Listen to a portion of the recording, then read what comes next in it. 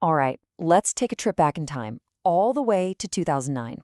Now, you might not think of it as a blockbuster year, but it was a time that quietly, well, completely reshaped how we learn online. And we're going to see it all through the eyes of a real pioneer in the field, Morten Flate Paulsen. We'll get into the battles, the breakthroughs, basically everything that set the stage for where we are right now. But before we get to the heart of his story, we kind of have to set the scene, right? I mean, what was the digital world even like back in 2009? It honestly feels like a different era now. But believe me, the seeds of everything we use today, they were just starting to sprout. I mean, 2009 was a year of huge change. You had Barack Obama becoming president, which just captured this global feeling of new possibilities. And that whole vibe, that feeling that anything could happen, it was definitely echoing in the world of tech and education, which was changing like crazy. And social media was just exploding. But, it was still in its infancy. This was really the moment when platforms like Twitter and Facebook stopped being just for, posting your vacation photos. They were starting to become these really powerful tools for work, for academics. And that shift, it was going to have some major implications. And this really captures the whole mood of the time. In a lot of countries, analog TV was signing off. For good. I mean, can you imagine? In a place like Norway, after 50 years, the signal just went dark. It was this huge, definitive statement that, yep, the digital age is here, and there is absolutely no turning back. So, with all that change happening in the wider world, this Norwegian institution called NKI was right in the middle of its own digital revolution.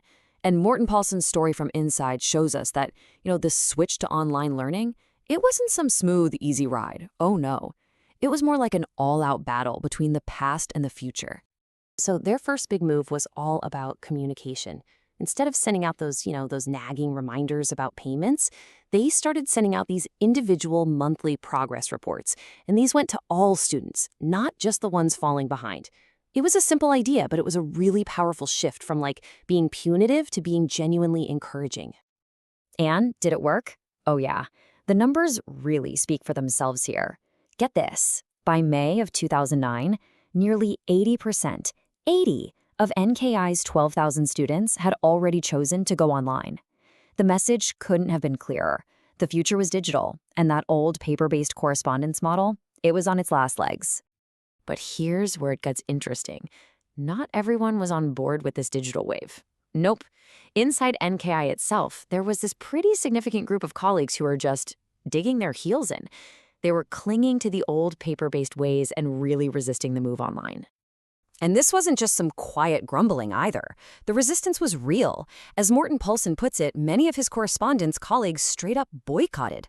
Even though management was pushing for everyone to create an online profile, by December 2008, only 47 out of 71 had actually done it. They were basically boycotting the very system they were supposed to be promoting. So to kind of shine a light on this problem, Paulsen and a few others did something a little sneaky. One night, they pulled what he calls a controversial and anonymous prank.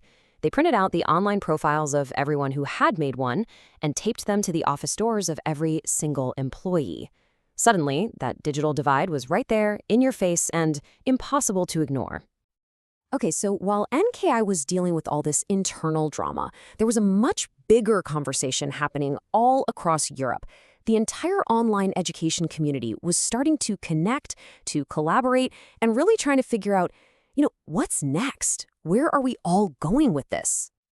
And you could feel that energy at conferences in places like Oslo and Gdansk. The buzz was all about the future. People were talking about learning in the cloud, Web 2.0, social learning, and on top of all that, how to keep innovating right in the middle of a global economic crisis. Big stuff.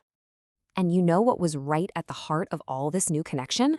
Social media, of course. For the very first time, a conference in Porto experimented with live coverage on Twitter. And get this, the hashtag they used, hashtag EdenPorto09, actually became a trending topic in Portugal. It sounds normal now, but back then, it was huge. A whole new era of sharing ideas in real time across the globe was just beginning. But, amidst all this buzz and optimism, Paulsen decided it was time for a serious reality check. He started looking back at the ghosts of e-learning's past. We're talking about all those big, ambitious projects that had totally failed, and more importantly, the very expensive lessons they had to teach. So he published this article where he just dissected 10 of these huge e-learning projects from Europe and the US that had completely crashed and burned. And the total price tag for all these failures, brace yourself, around 150 million euros. All that money for projects that, on average, didn't even last 4 years. Ouch.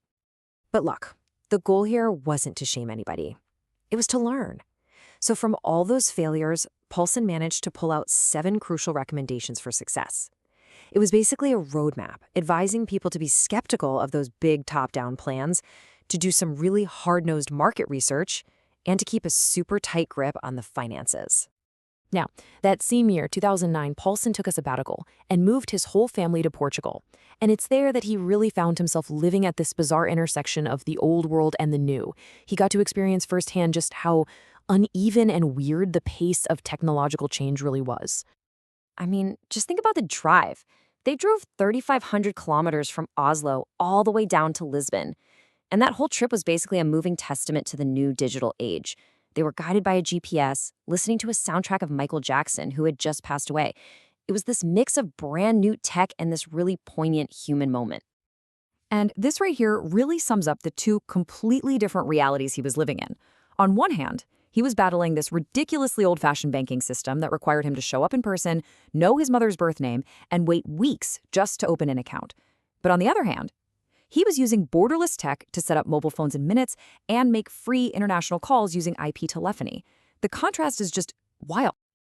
And this quote from Paulsen about the trip is just perfect. He joked that the inventor of GPS deserved the Nobel Peace Prize because they didn't have any of those classic front-seat arguments about directions.